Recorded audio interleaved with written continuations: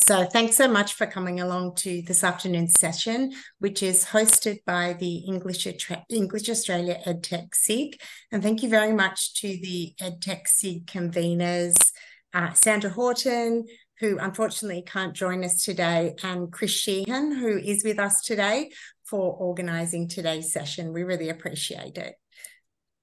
So the Ed-Tech SIG aims to raise awareness amongst ELICOS professionals of the role that educational technologies play in language learning and to promote and share ideas for best practice in language learning. So today we're talking about enhancing ethical AI engagement, detection tools and policy for English language colleges. AI guidelines, such as those published by Texas and Cambridge English, have outlined the importance of staff and students using AI models in ethical and responsible ways that are consistent with their institution's learning, assessment, and academic integrity policies. And so in today's session, we'd like to showcase some case studies of how ELICOS centres are integrating AI policies into their colleges. So thank you very much to the colleges that have volunteered to present case studies in today's webinar. So we have the University of Adelaide English Language Centre, Phoenix Academy in Perth, and UNSW College, all presenting mini case studies. So the first part of this webinar will be devoted to the case studies, and then we'll move on to a discussion section where we'll go into breakout rooms, and that will be led by Chris Sheehan, who's the co-convener of the Ed-Tech SIG. So I'd like to hand over now to Gabrielle Azpilcueta, who's an English language teacher at the University of Adelaide English Language Centre, to present their case study. Thanks, Gabrielle. Thank you, Sophie. I'll try and share my screen now. Is that okay? All good. Can you all see? Okay, beautiful. So good afternoon, everyone. I'll just take a few minutes today to share with you what we have been doing here at the English Language Centre at the University of Adelaide in terms of our AI policy. First of all, we'll talk about the need for an artificial intelligence policy at the centre, how we developed that policy, and finally briefly refer to the documents that we came up with and also the resources that we put together for both teachers and students. So AI has been one of the main focus areas at the ELC this year, and I just thought of a few examples of how important it has been. Right at the start of the year, there was a community of practice that was created where students and teachers came together in order to explore the impact of artificial intelligence in the teaching and learning process. Those are a few photos from the sessions. AI has also been part of our professional development process as well. This year we have what we call PD Bites every month, where members of the staff prepare a short presentation on different topics. For example, most of them have been exploring the use of AI tools, for example, to improve pronunciation or to promote critical thinking using Chat GPT, for example. This one's coming up, or using Chat GPT, for example, to teach and to explore collocations for students. So all this diversity and exploration from teachers and students made it evident that there needed to be some kind of consistency in our approach across the center to the use of AI. And that's why around July, it was decided that an AI working group is going to be created. With very clear objectives. There were two clear objectives. The first one was to formulate a policy for the use of artificial intelligence at the ELC, and also to create some guidelines and resources available to students and teachers. So I will briefly refer now to the final documents and also some of the resources that were created.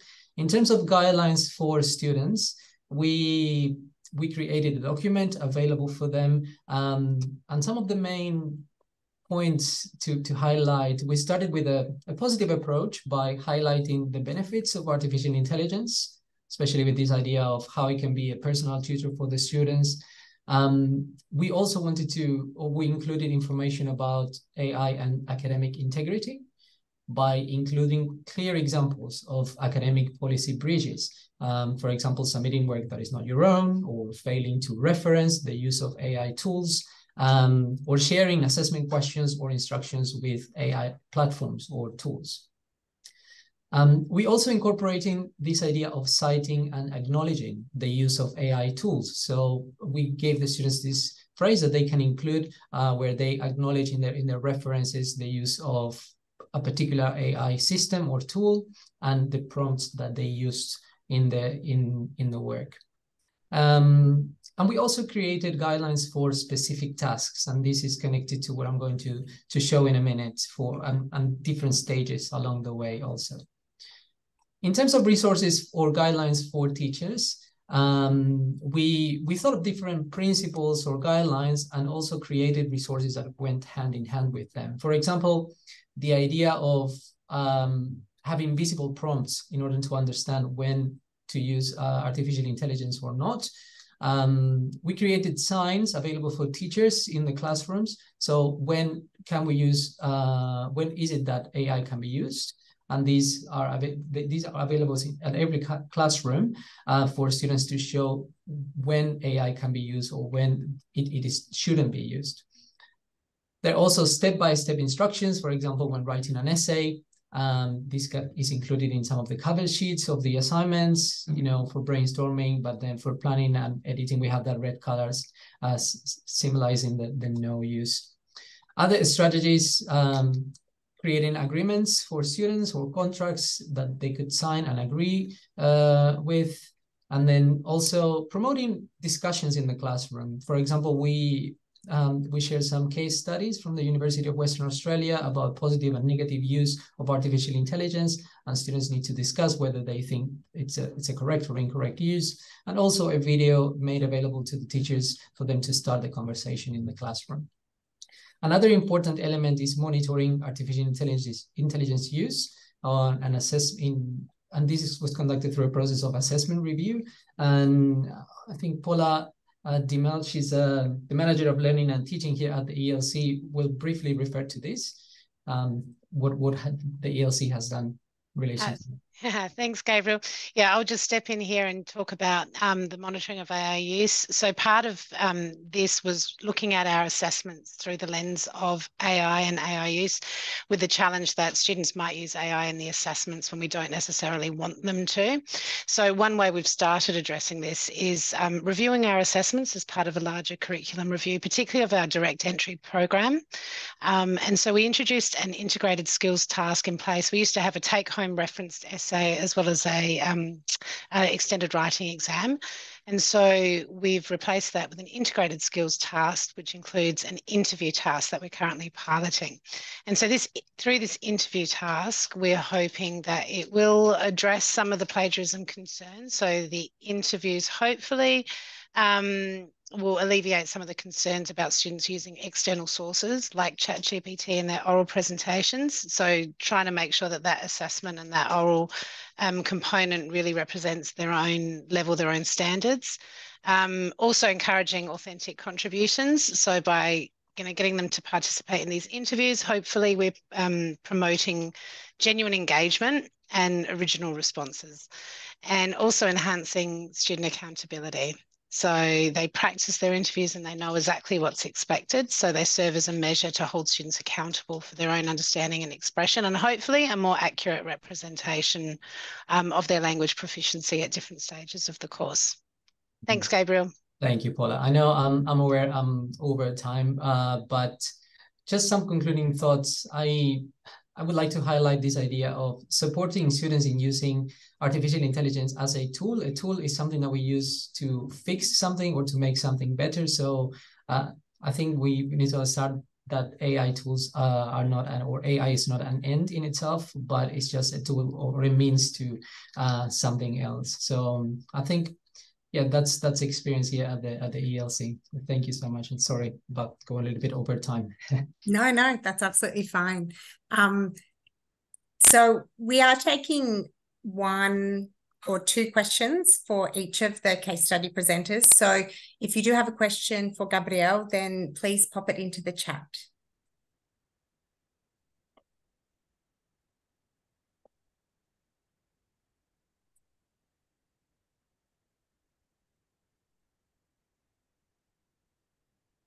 All right, there's no questions just yet, but there may be some afterwards, Gabrielle, so hold tight and we might move on to the next case study now. So I'll introduce the next presenter, Conrad Tepper, who's from Phoenix Academy in Perth, WA. Thanks, Conrad. Thank you very much, Sophie, and thank you very much, Gabrielle and Paula. I can relate to a lot of the strategies and policies that you're implementing here in your college, and yeah, we have a lot of similar strategies as well. So I'm going to be looking at our academic English program here at Phoenix Academy as our case study. I'll be talking about our first contact with AI, with student submissions, our initial strategies, how we've drafted a policy, and then our ongoing strategies. So first, just a little bit of context here. Our academic English program, in our program, we redesigned all of our assessments in 2020. As we had a lot of students that were joining us online, because we invested in these hybrid classrooms, of which I'm standing in one right now. We have students that were able to join us while they were offshore, and some students were able to join while still onshore as well. So we redesigned those assessments so that there'll be equal conditions for both types of students. We have a reading and listening assessment for our academic English program. These are online quizzes. And then we have speaking assessment, which is in-class presentations with interactive criteria. We're quite happy with the format of these assessments and their integrity holding up to AI, but it's where the writing assessment sort of falls over. At the moment, we have a 500-word essay, which is written online, and that is a take-home essay. So it's a week long. Students can research, draft, and submit the essay. It's meant to be referenced. Now, previously, issues with plagiarism and cheating, it was just really due to students having a limited understanding of academic integrity in Australia. There's different sort of educational, cultural differences, or limited referencing skills as well. Important to remember that we are a pre-university course, so we don't necessarily assume that they come in with those skills, and part of our program is to teach them those skills as well. So our first contact with AI, end of 2022, same as everybody else. Teachers were noting that the language that was used in essay submissions did not match the levels demonstrated during in-class work. So they were doing grammar exercises, short paragraphs, and suddenly the student was submitting something that was quite perfect in language use. Lots of red flags there. So previously what we'd do was simply to copy paste extracts of the student's text into Google looking for matches. We're a small school, so we can't invest in tools like Turnitin, for example. So we have limited budget in that sort of regard. But we were really able to detect plagiarism in that sort of regard. But now with these new AI submissions, we weren't able to do so. So our initial strategy, so this is what we came at straight away. We needed a response immediately. So in terms of detection, we did use certain detection tools. Some teachers had their own Grammarly subscriptions. We also use CopyLeaks as another example of an AI detection tool. We would also just compare the student response to a prompt with an AI response to the prompt. Really what Chat GPT does, if you give the same prompt and you ask to regenerate a response, is it just paraphrases itself essentially. So students were essentially just having a paraphrase response of whatever I could put into Chat GPT. The response to any sort of detection was a 0 grade for assessments with any AI detected. And then we were referring students to an academic manager for counselling, and they were offered resubmission. It was really important that they were offered resubmission. They weren't probably aware about those the AI being counted as cheating, so we did give them another opportunity. So out of all of this, we sort of came to the answer of, do AI detectors work? And my answer to this is maybe a little bit controversial, but I'd say no. And this is in the words of OpenAI themselves, okay? They wrote this. They aren't reliable enough, given that educators could be making judgments about students with potentially lasting consequences. Really, it's the problem of a lot of false positives. So you can put in something that is most definitely human written into an AI detector. It will come out and say that it's AI text and vice versa. So we didn't want to be failing students or having to issue extensions based on a tool that we weren't 100% sure was giving us a valid response. So we went into our policy draft mode. Part of our policy draft, I'm just going to give you a couple of little snippets here. We do understand that there's a place for AI in education, and especially in higher education. And Gabrielle went over a few of those different situations where a student could definitely use AI for their education. For example, research, planning, in any of the brainstorming phases. However, we don't wish students to misrepresent their true language skills and abilities at the school, as this school is preparing students for their academic pathway. So number one, we are assessing their English language proficiency, and we need to make sure that the grade that we give them matches their true ability. So that's number one. That's our number one priority, is language assessment. So on to our ongoing strategies. This is the last part here for me. With the return to compliance, we've got students returning to the classroom. Therefore, we've got a reduced need to serve our online students. At the moment, there's maybe 5% of online students in the class, as they're opposed to used to be maybe 75% online students. So now they're all in the classroom. So that's great, because that leads us to the next part, which is now we're re-establishing in-class writing assessment with no access to devices. And that really ensures validity, all right? So problem solved in that sort of regard. In terms of online writing assessment, we are going to keep those because it's important to address priority 2 in our language school, which is academic skills, not just language skills. So we are focusing more on critical thinking, reflection, and synthesis in our writing prompts. That's something that AI is not able to do as well. And we're going to focus less on language skills on our online writing assessments, that is grammar, vocabulary, spelling, and punctuation. I mean, frankly, I can just use Microsoft Word and not AI, and I can get write an essay with perfect grammar and spelling using their spell check. So I'm assuming that students are doing that already. So back to our guiding principle, and where this is all coming from is that we assess language proficiency. We need to make sure we're doing that accurately. That's our number one priority here. Thank you. Thanks so much for that, Conrad. There is a question for you, and Claire would like to know if students are required to keep drafts and submit those as well as the final product. Yeah, so that's actually something that we did a while ago. We went through that whole draft phase, and actually, as part of our program here, on a Thursday every 2 weeks, we'll go have a whole day on the writing process. So brainstorming, planning, outline, first draft, polish it up, review, edit, and then they'll submit a final essay on the weekend. So that was with our take-home assessment. But now that's going to change a little bit. And if we have our assessments in the class, it's going to be a random prompt that they're not going to have knowledge of beforehand. They'll have some planning time, but yeah, no need for drafting at that stage. Okay. And she's also asked if you're using Safe Exam Browser mode in Moodle or something similar. Yeah, we've looked at that. The only issue with that is it requires a bit of setup from the student side. And we've found with minimizing the amount of extra software or extensions that the students have to download or install is the best practice here, because inevitably you'll have a lot of students who are having struggles with those. Yeah. Okay. So you're using the handwritten tasks then.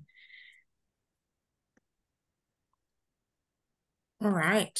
I think that's everything in terms of questions. Thanks so much for that, Conrad. Yeah. Thanks, Sophie. Thanks, everyone. Okay. And now I'll hand over to Ryan Fellon and Brooke Donnelly from UNSW College to present the last case study. You and then hand over to Ryan.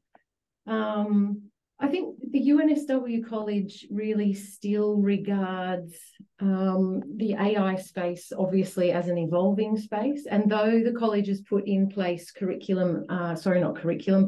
adaptations to address the integrity issues and so on, I think it's pretty much regarded here that where we've currently landed in terms of policy and expectations isn't necessarily where we expect to be in, say, another 12 or 24 months' time, as we sort of communally develop our understanding of the tools and their capabilities, and also our skill as educators at incorporating them into teaching and learning processes.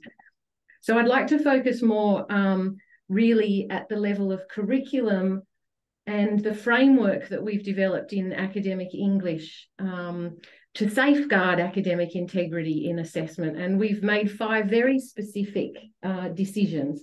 And those are: 1, that some writing assessments come back into the classroom and is supervised with the use of a lockdown browser so that we have a genuine measure of the student's ability.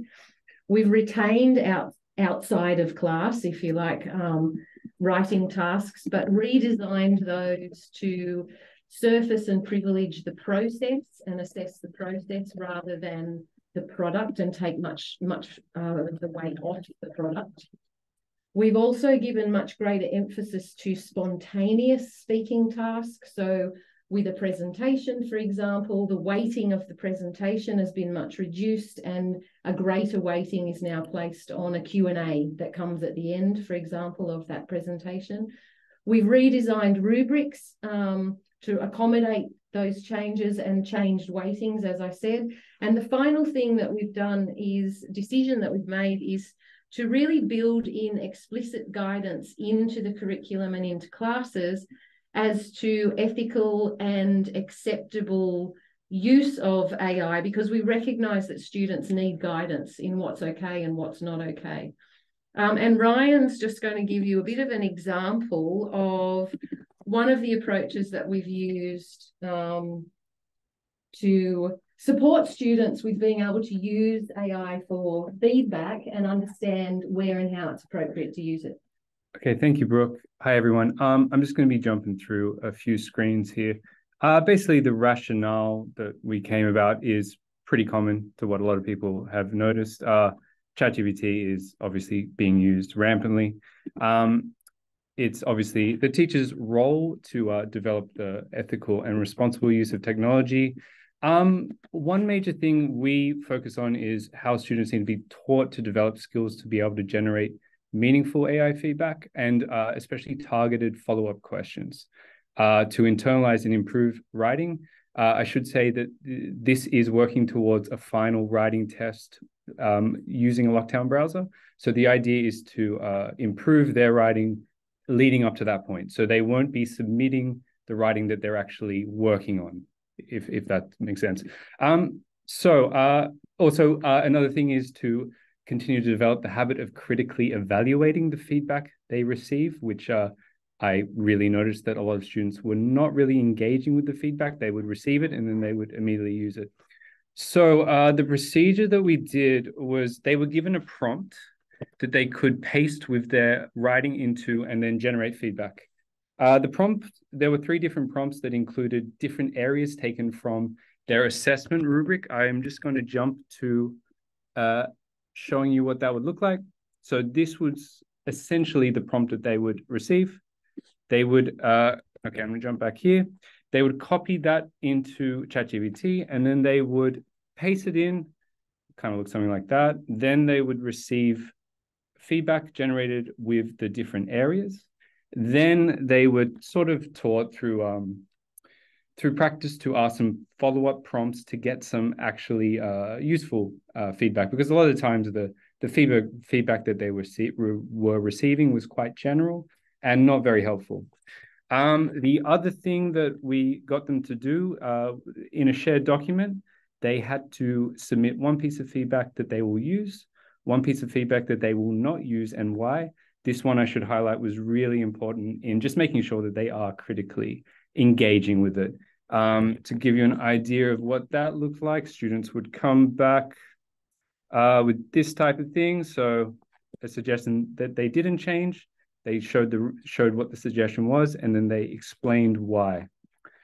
After we did that, we got them to just give some feedback, some overall feedback. I will just share that with you. One sec. Okay, so we got them to do just a little survey, which showed that most of them did think that improved their writing to some degree. Happily, 100% did say that their favorite mode of this of getting feedback was AI plus the teacher assistance. And what was really interesting was the sort of qualitative feedback that we got from follow-up discussions, which really showed that the students are thinking about a lot of this. They are really engaging with what this means for their learning, and that it's going to be a continuing thing of continuing their English language learning into their university careers with this technology. In general, like I said, it's important that they showed that it's not a replacement for a teacher, and they were pretty strong on that. There was some idea of not wanting teachers to rely on it because they felt like that they were not being given their money's worth. I believe they improved their writing to some extent. As I said, the giving one thing that they didn't use was great for critical thinking, and the follow-up prompts just to get them into that habit of generating useful feedback. Obviously, there are several issues that need to be considered: security risks, equity issues, and academic integrity. I think it's really important that the organization has really clear rules for the teachers and the students to see and to follow. So thank you. That is basically all I would share. Thanks, Ryan. Really interesting to see that feedback there. Early feedback in that space. Thank you for sharing that. So if you do have any questions for Brooke and Ryan, please add them to the chat.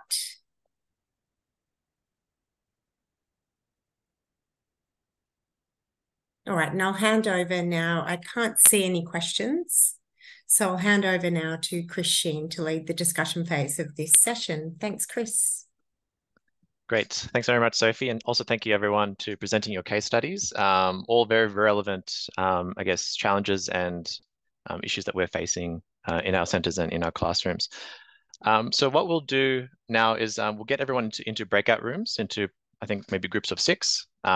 Just give a brief introduction of your name, where you're from, and we've got 3 questions to go through as well. Sophie, do you have those up and running? There we go.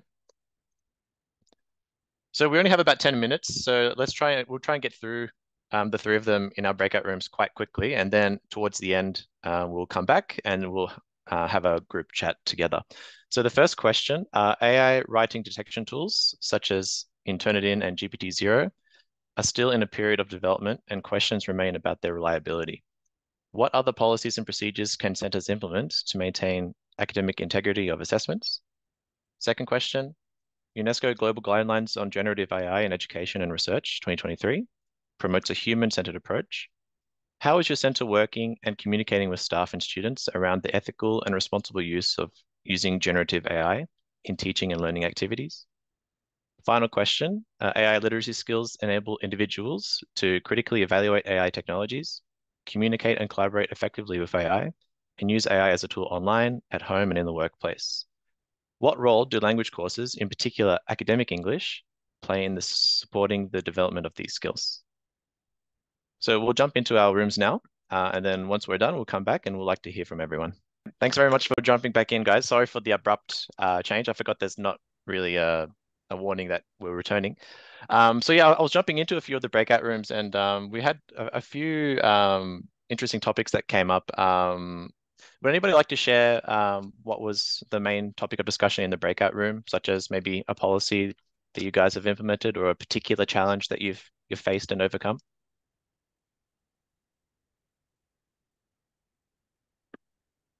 We were in room 3, and some people don't have a lot of experience with using these kind of tools and or detection tools.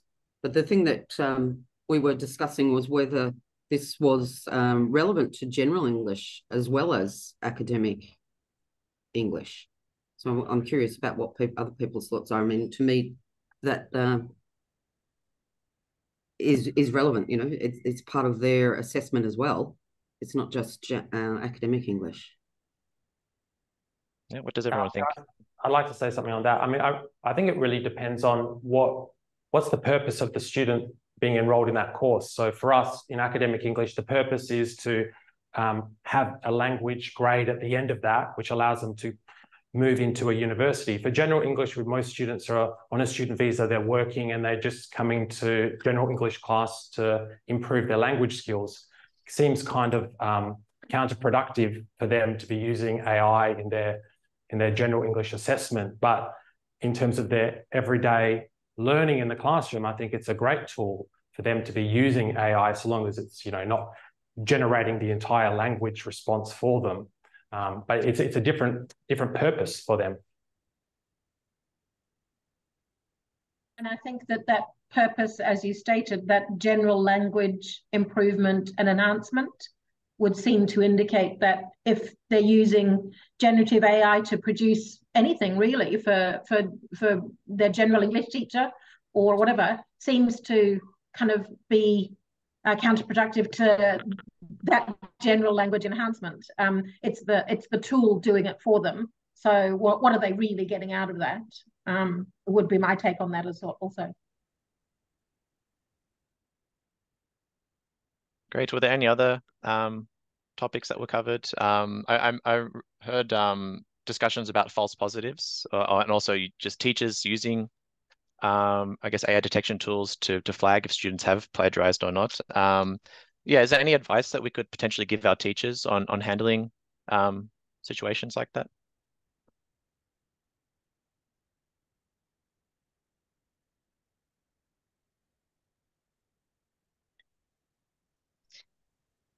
We tend to handle it in the same way that we would handle contract cheating, where it's because you're never 100% sure.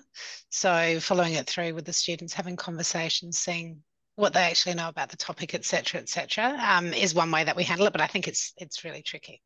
It's very challenging. Can I make a comment just in terms of I understand the emphasis on critical thinking, testing critical thinking skills as opposed to general language skills, but for the lower levels, does that pose a problem? I think, Ryan, was that your... Sorry, you're asking if for, Penelope, yeah. For lower levels, does it pose a problem in terms of critically engaging with it? Can you, do they have the language skills to be assessed, have their critical thinking skills assessed? Yeah, that's a great question. And that's, I guess, a huge question. I mean, that moves into how do you assess their critical thinking in general. This, I guess, is more going towards, are they doing what they need to do? Because if they're being given feedback that isn't actually going to help them in terms of what their final assessment will grade them on, then they need to be aware of that, whether they go home and because they are getting this feedback themselves at home. And then for an example is it's working towards a final essay, and Chat GPT would give them feedback on, hey, you should use subheadings. Obviously, that is not what will help them in their final. So just getting them on that base level of matching, wait, no, this isn't actually what I need to do in the final, is, I guess, yeah. If that makes sense. Yeah. It's quite I just think it just becomes more and more difficult the lower the language level. Yes. Yeah, absolutely. Great. Thank you very much for all of your contributions, everyone, and for your discussions. We will wrap it up there for today. Thank you also once again to our case study presenters. Really appreciate having your expertise and insights on what's happening now with generative AI use at our centres. Thank you also to Sophie, English Australia, for helping us coordinate this with the EdTech team. Unfortunately, Sandra Horton was not here with us today. But yeah, we very much look forward to our future EdTech meetings with you. So thanks for joining, everyone, and have a nice day.